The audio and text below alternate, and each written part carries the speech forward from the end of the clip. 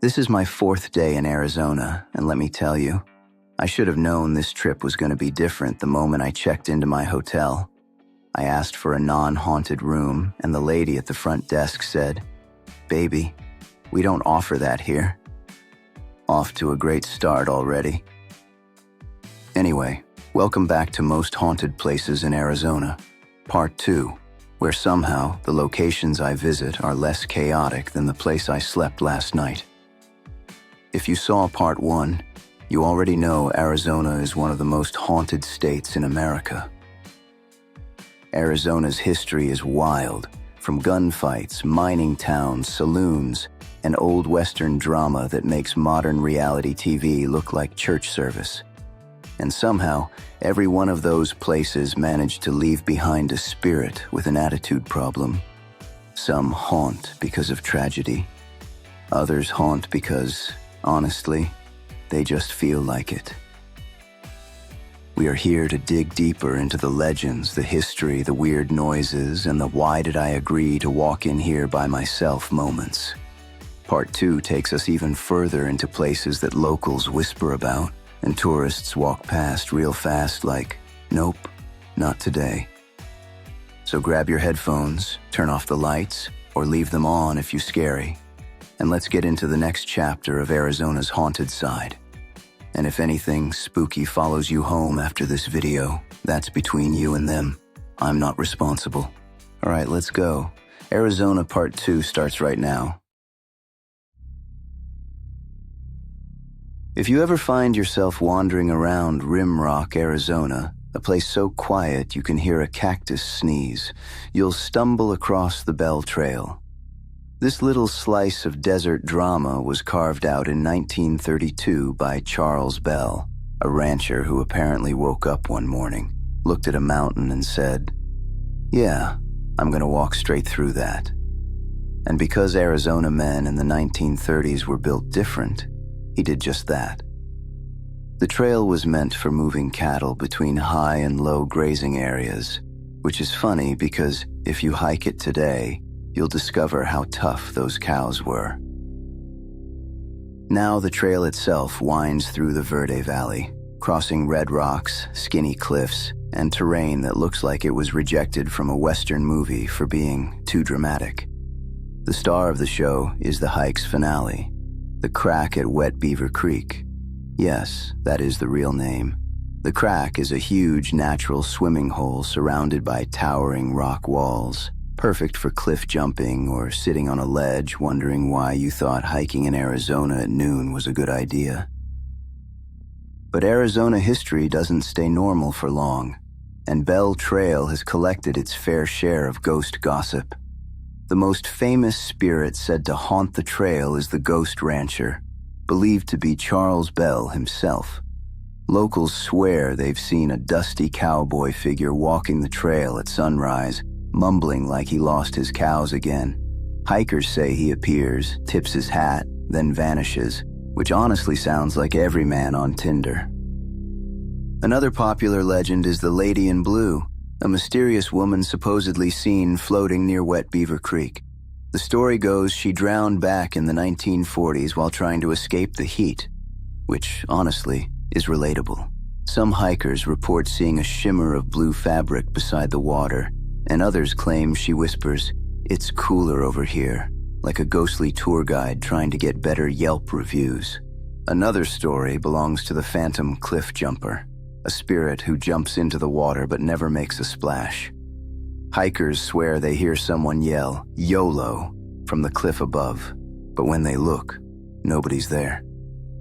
Considering how many people wipe out trying to jump into the crack, the idea of a ghost showing off perfect form is just rude. There are also reports of ghostly footsteps behind hikers on the switchbacks.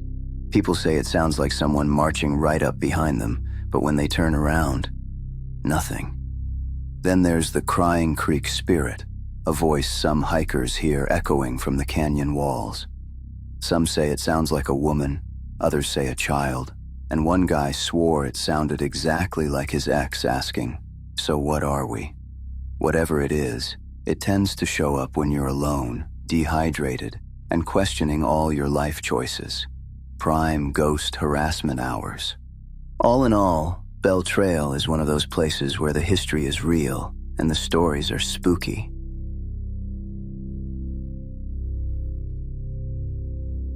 Perched on Cleopatra Hill like it's personally supervising everybody's business in the Verde Valley, the Jerome Grand Hotel already looks haunted before you even hear the backstory. This big yellow beast started life in the 1920s as the United Verde Hospital, built for the miners of Jerome when the copper boom was going strong. It was concrete, fireproof, state-of-the-art, and basically the Mayo Clinic of mining towns.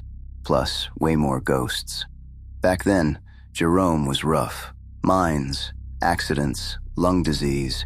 Rumor says the hospital saw so many deaths it averaged close to one a day during the busy years.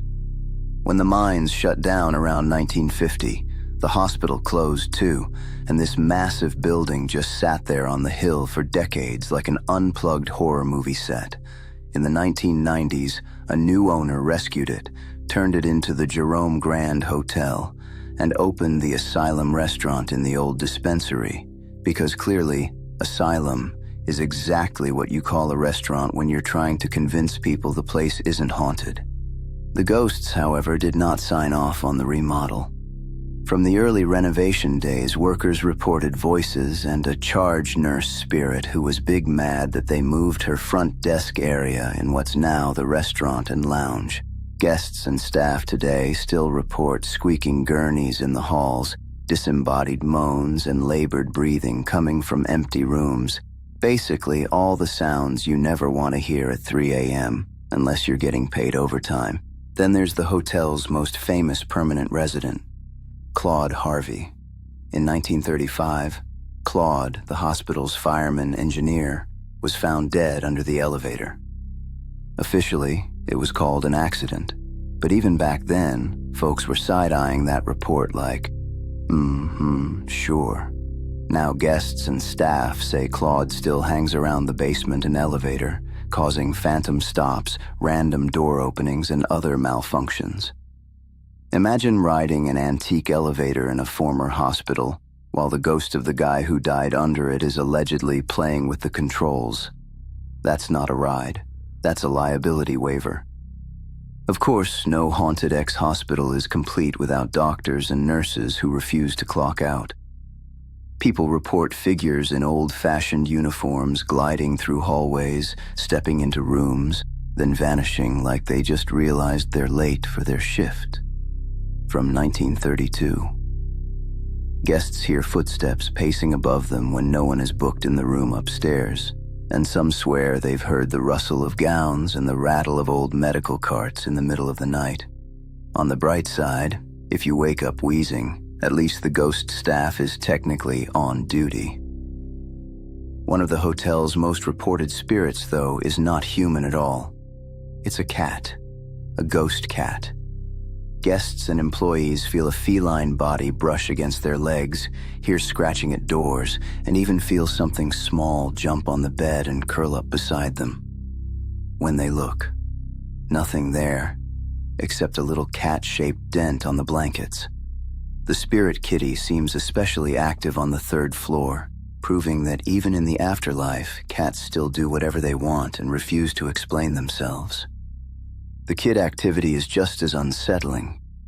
People hear children running and laughing in the hallways late at night, followed by the sound of crying echoing down the corridors. But there are no actual kids checked into those rooms. Add in phantom phone calls to the front desk from empty rooms and items yeeting themselves off shelves in the gift shop, which used to be the ER, by the way, and you've got a place where even the merch is haunted. If something falls off the rack by itself, that's just Jerome's version of a hard sell. And we can't forget the legends of the boiler room caretaker who supposedly died by suicide. Plus, the infamous Room 32, the one everybody warns you about. Guests talk about being shoved awake, hearing whispers right next to the bed, lights and TV going wild, and that classic ghost hotel move. Invisible someone sitting on the mattress. Between the ex-hospital energy, the tragic deaths, the grumpy nurse, the elevator guy, the ghost kids, and the demon house cat, it's no wonder Jerome Grand is regularly called one of the most haunted spots in Arizona. So if you ever book a stay there, just remember, you're not just paying for a room with a view.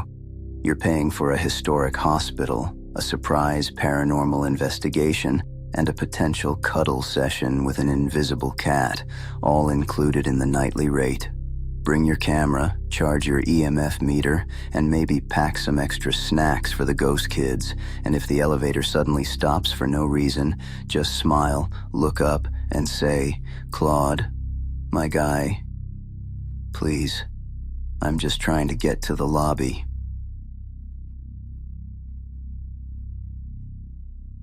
By the time you walk up to the Rawson House in downtown Phoenix, the first thing you notice is that it looks way too fancy to be surviving Arizona summers without melting. This Queen Anne Victorian beauty was built between 1894 and 1895 for Dr. Roland Lee Rawson and his wife Flora, back when Phoenix was still a dusty little frontier town trying to look important. Today it's pushing 130 years old, which in desert years is basically ancient mummy status. And yet it stands proudly in Heritage Square like, yes, I'm still here, and no, I will not be affordable to heat or cool. Back when it was built, the Rawson House was the smartest home in town. It had electric lights, indoor plumbing with hot and cold running water, an upstairs bathroom, and even a telephone, major flex in the 1890s. While everybody else was out back hauling buckets of water and praying the outhouse wasn't full of scorpions, the Rawsons were inside flicking switches and living their best Victorian lives. It was also one of the first fired brick homes in Phoenix, which made it both stylish and annoyingly sturdy. Ghosts can't just float through the walls. They have to knock politely like everyone else. Dr. Roland Rawson himself had the kind of life story that practically sets you up for haunting retirement. He'd been a military surgeon, then a prison doctor, and somehow ended up mayor of Phoenix in 1895. His political career lasted about 5 minutes. He resigned the next year, claiming exhaustion. Translation: y'all are stressing me out. Not long after selling the house and leaving Arizona, he died under mysterious circumstances. Some whispered poisoning, others suspected suicide, and everyone agreed it was shady.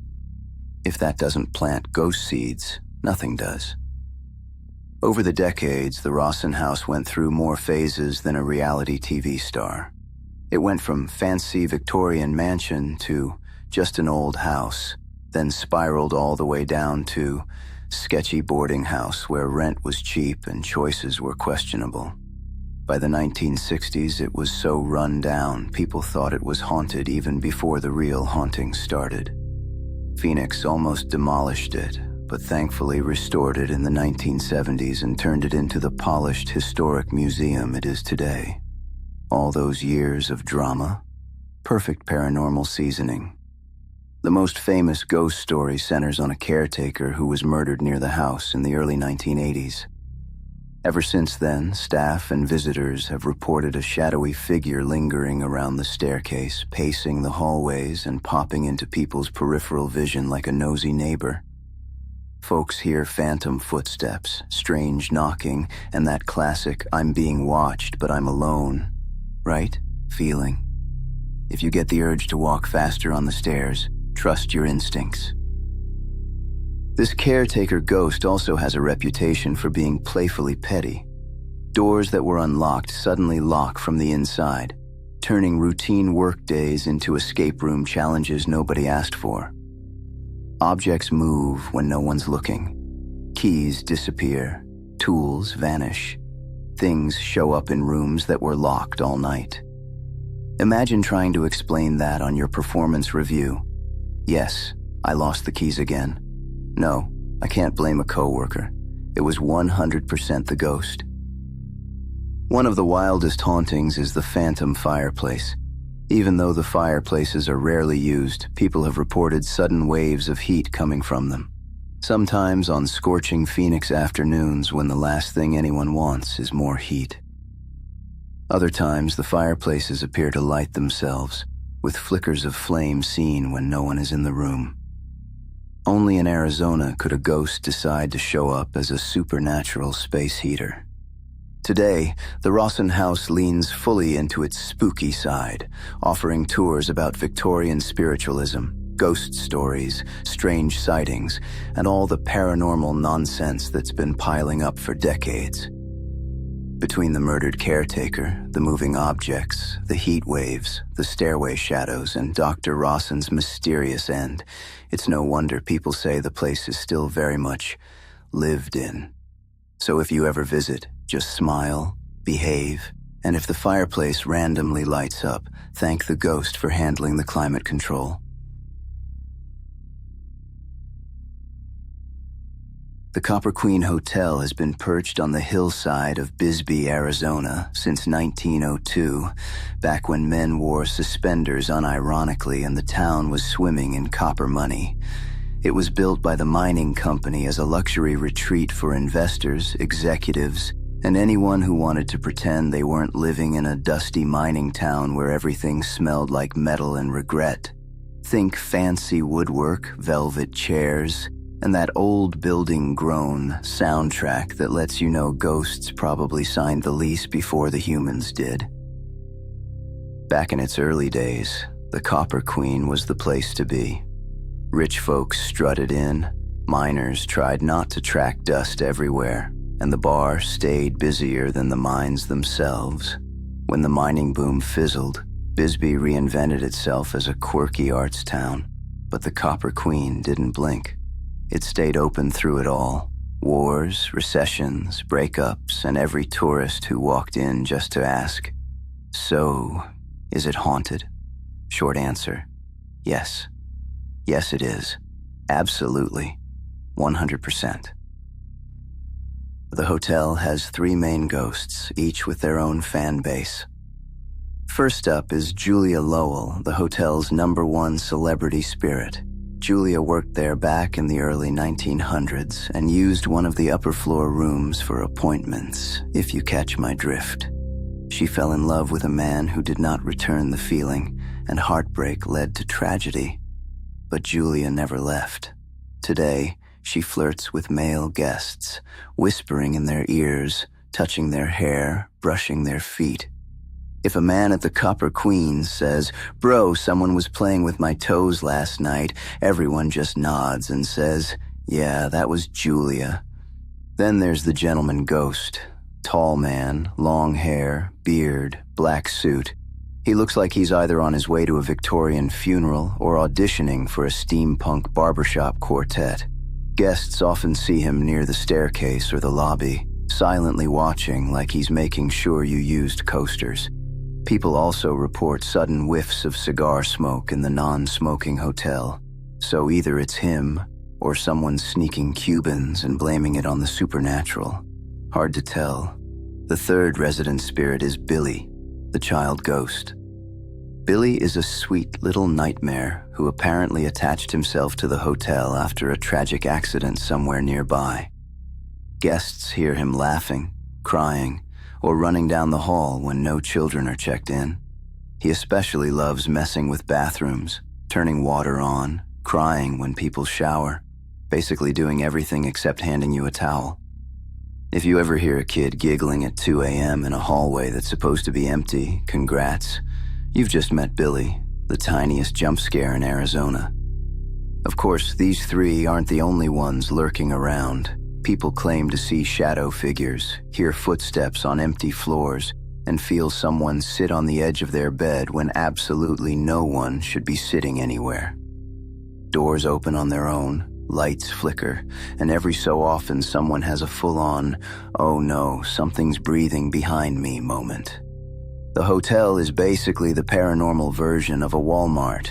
You never know who or what you're going to run into. The Copper Queen has been featured on just about every ghost hunting show on TV. You've got people with night vision cameras shrieking because a curtain moved, investigators yelling, "Hey, give us a sign," into the darkness, and somebody always claiming, "I felt cold air right here," as if they're not standing in a 120-year-old drafty hallway. But to be fair, the ghosts do like attention, and the hotel leans all the way into the spooky fun. So today, the Copper Queen is this perfect mix of Wild West charm, creaky floors, and full-time paranormal drama. During the day, it's historic and beautiful. At night, it's a ghost soap opera starring Julia, the flirty phantom, the cigar guy with the mysterious fashion sense, and Billy, the tiny bathroom menace. If you stay there, just remember, if someone whispers in your ear, it's probably Julia. And if someone tugs your blanket at 3 a.m., good luck guessing which ghost wants your attention.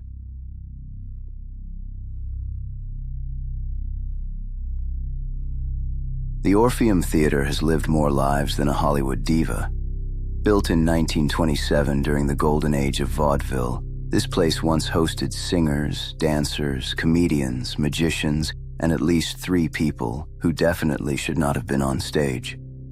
Over the years, it survived the Great Depression, rowdy crowds, changing owners, and the slow death of vaudeville itself, which, honestly, might have been the first ghost to haunt the building. By the time movies took over in the 1930s, the Orpheum had become the classy place to spend a night out, assuming you didn't mind hearing whispers behind you even when nobody was sitting there. As the decades rolled by, the Orpheum transformed from a glitzy entertainment palace into a proud old landmark with more rumors than a high school cafeteria. Workers and visitors began reporting strange things: footsteps when no one was around, cold spots, and doors that opened on their own. One guest swore he heard an old-timey singing voice, which wouldn't be surprising if the place didn't insist the only performer scheduled that night was a comedian who definitely couldn't sing. The ghosts apparently have better vocals.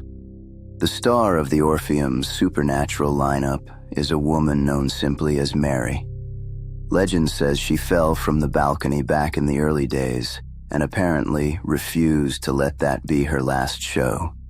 She's been spotted floating around the mezzanine, taking seats next to unsuspecting guests, and appearing in mirrors like she's checking if her ghost makeup is on point. Ushers say she prefers classic music nights, because even as a ghost, she has standards. Then there's the stagehand ghost, usually described as a cranky older man who still thinks the 1930s union rules apply. People see him backstage waving his hands like he's giving cues, even though the show going on has nothing to do with him. One performer said she felt someone tug her costume right before she went on stage. She thought it was a wardrobe assistant. Nope. Ghost. Imagine being literally pulled into performance by someone who died before microphones were invented. But the most mischievous spirit? That would be the little girl. She's known for skipping through the lobby, giggling in the stairwells, and popping up behind people just to prove jump scares didn't start with horror movies. Staff say she loves pranking new employees by tapping their shoulders and disappearing. If you ever feel a tiny hand grab yours in the empty auditorium, don't panic. She's friendly. Just, extremely dead. Of course, no haunted theater would be complete without phantom music. Late at night, the Orpheum's massive Wurlitzer organ has been heard playing a few notes on its own, even when it's unplugged. One janitor said he heard someone practicing scales on stage at 2 a.m. He walked out there ready to yell at whoever broke in, only to find an empty spotlight shining on the microphone like a ghost was warming up for open mic night. Even the seats get involved. People have reported seats flipping down as if someone just sat, only for nobody to be there. Others claim they felt someone brushing past them in the aisles.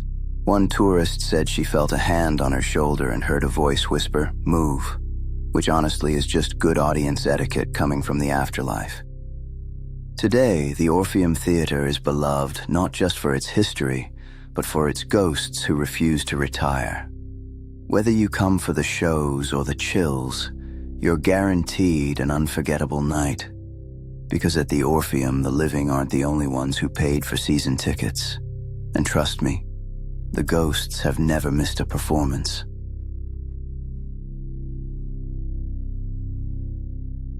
If you've ever wondered what it's like to stay in a hotel where the ghosts probably check you in, welcome to the San Carlos Hotel in downtown Phoenix. Built in 1928, this place was supposed to be the height of luxury. Fancy rooms, air-cooled comfort, and elevators that didn't sound like they were arguing with gravity.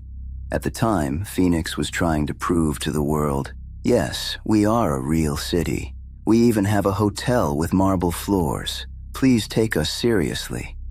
And honestly, the San Carlos helped them look legit. Before the hotel ever existed, the land held Phoenix's very first schoolhouse. Imagine that. Little kids doing math problems exactly where ghosts now roam the hallways, wondering why the AC is always set to 65.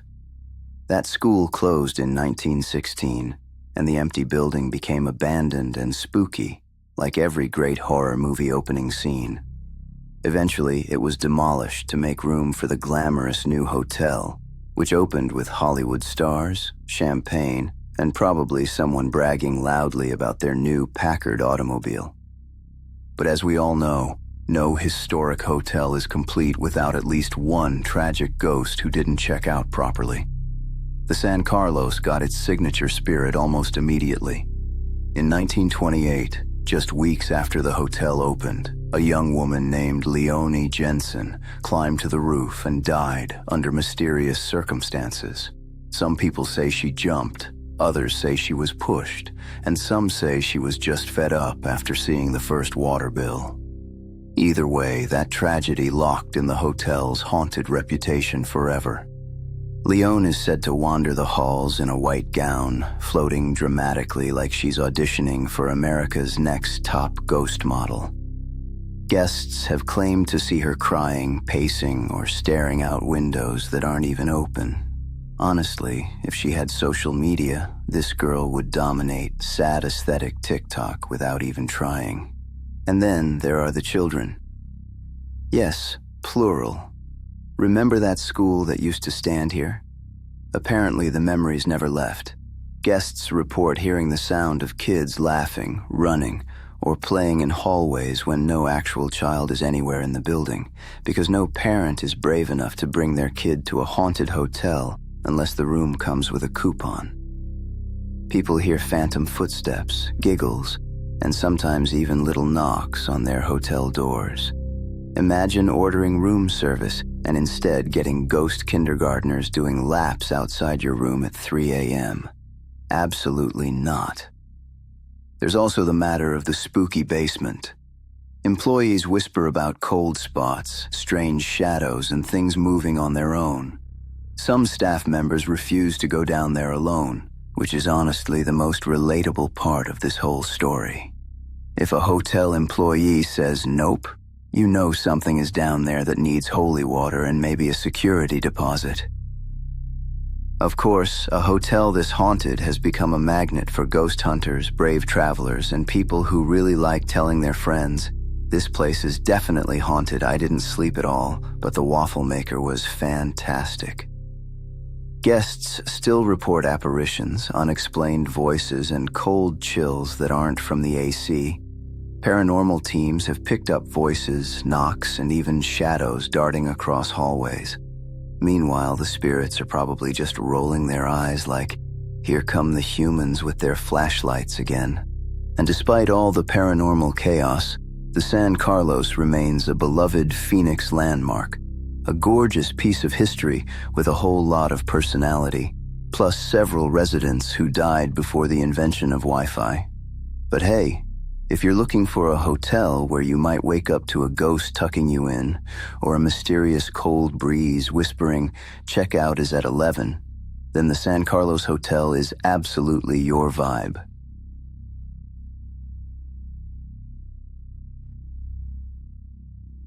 If you ever find yourself in Ajo, Arizona, a town so small the ghosts probably know everybody's business, You'll notice a towering, white, castle-looking building on the hill. That's the old Phelps Dodge Hospital, built in 1917 for the mining boom. Back then, miners worked brutal hours in the hot Arizona sun, and this hospital was supposed to be a place of rest and healing. Instead, it became Arizona's unofficial haunted Airbnb, hosting more spirits than a college dorm on Friday night. The hospital was state-of-the-art for its time. It had long hallways, surgery rooms, and those old-school metal beds that looked like something Dr. Frankenstein would order from a catalog. But once the mining slowed down and operations shut down, the building was abandoned, and the ghosts were like, "Bet, we're staying."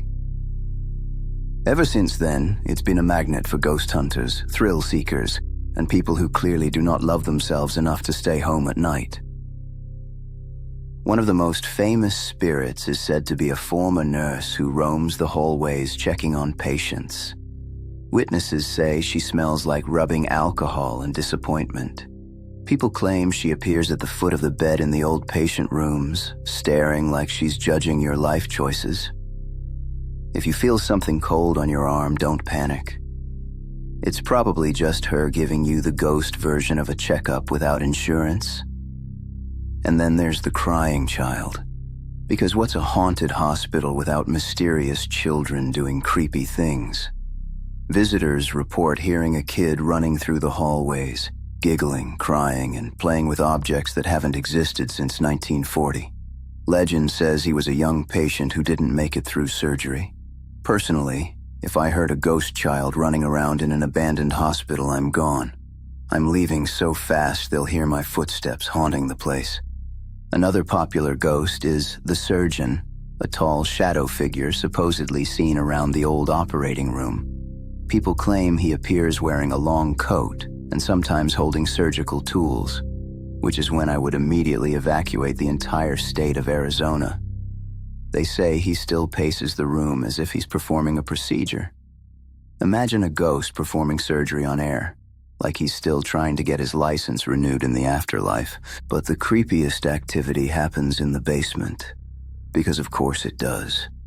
Basements are never full of puppies and sunshine. They always got something lurking. People report loud bangs, footsteps, knocking on doors, and the feeling that someone with very cold hands is standing right behind them. Paranormal teams swear the basement has the strongest energy, and honestly, that's exactly why I stay upstairs in life and afterlife. Despite all the spooky stories, the old Phelps Dodge Hospital is weirdly beautiful, in that I would absolutely not go inside alone kind of way. The Spanish colonial architecture and the views from the hill are stunning. It's the kind of place where you go, "Wow, this is gorgeous," and then immediately hear a whisper behind you saying, "Get out." Romantic. In the end, the Phelps Dodge Hospital has two histories. The official history built on mining, medicine, and Arizona heat, and the haunted history built on nurses who won't clock out, kids who don't go to bed, and a surgeon who's still waiting for a patient to show up.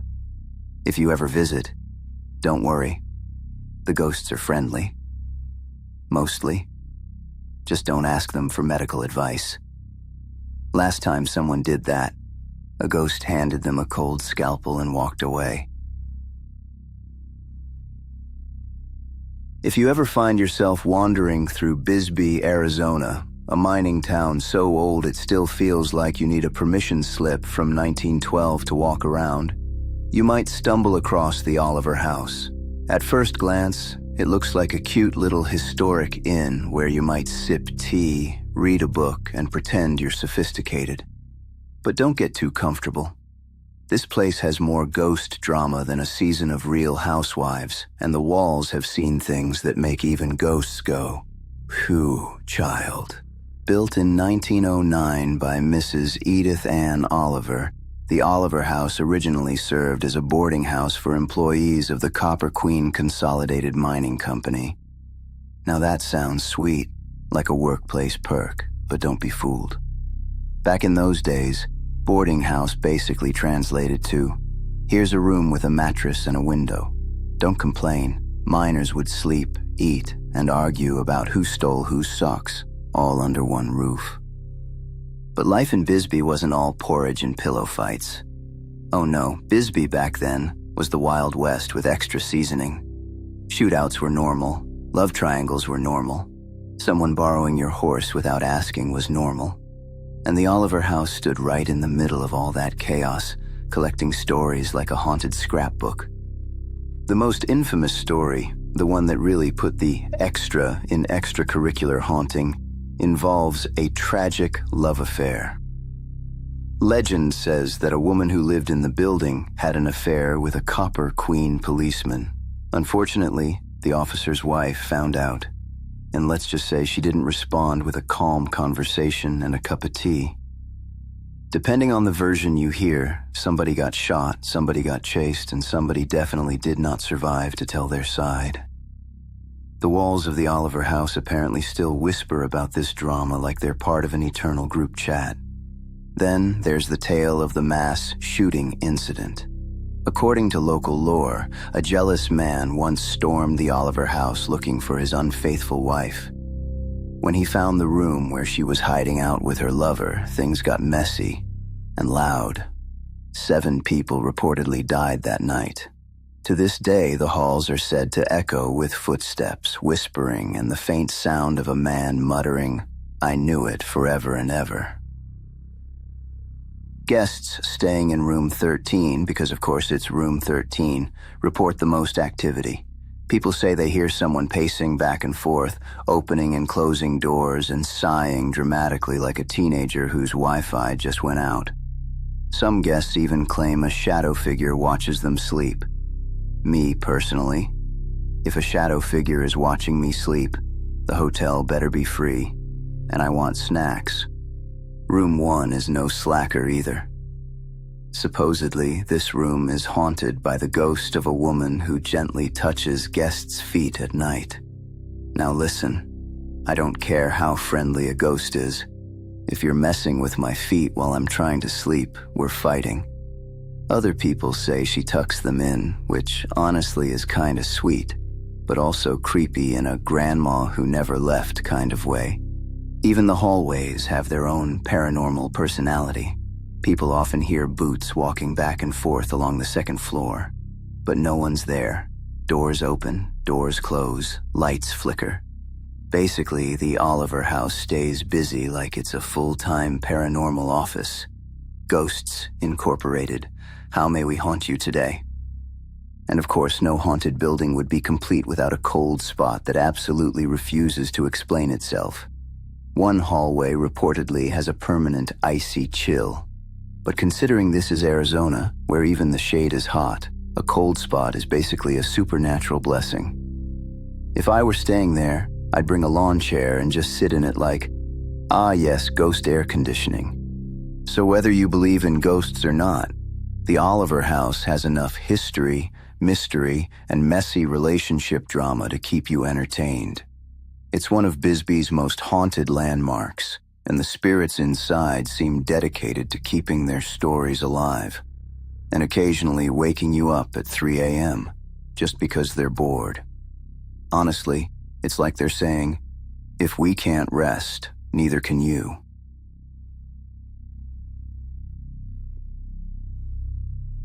As we wrap up Arizona's Most Haunted Places Part 2, I just want to say, I've truly enjoyed my stay here.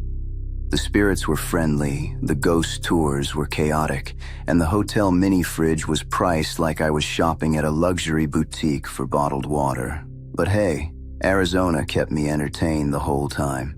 From haunted highways to hotels with way too many ghost roommates, it's been a good time. But now, the hour has come. It's time for me to head to the airport and hop on a plane. Am I packed? No. Do I know where I'm going? Also no. I'm just going with the vibes, like a lost tourist who wandered out of Sedona after a crystal healing session and decided the universe will pick the destination. If my flight lands somewhere warm, cool. If it lands somewhere haunted, even better. I'm not saying Arizona scared me away, but when the hotel ice machine started making noises like a demon gargling marbles at 3 a.m., I took that as a sign that maybe, just maybe, it's time to roll out. And listen, I know I definitely didn't hit every haunted spot in Arizona. I already know the comments about to humble me real quick. You forgot this place. You missed that spot. My cousin's backyard shed is haunted, come back. I hear you. Drop all the places I missed in the comments so I can add them when I come back for part 3, because Arizona's got more ghosts than the Phoenix Suns got playoff heartbreak. I'm sorry, Suns fans. Didn't mean for you to catch that stray. Where am I flying next? I don't know. I'm letting the vibes choose. Maybe I'll end up in another haunted state. Maybe I'll end up somewhere peaceful. Maybe the airline will lose my luggage and I'll end up starting a whole new life in whatever city they accidentally send me to. We'll see. But until then, thank you for watching. Thank you for rocking with me. And thank you for joining me on this haunted Arizona ride. And again, let me know what spooky spots I missed down in the comments so I can check them out next time. See y'all in the next adventure, wherever the plane decides to drop me off.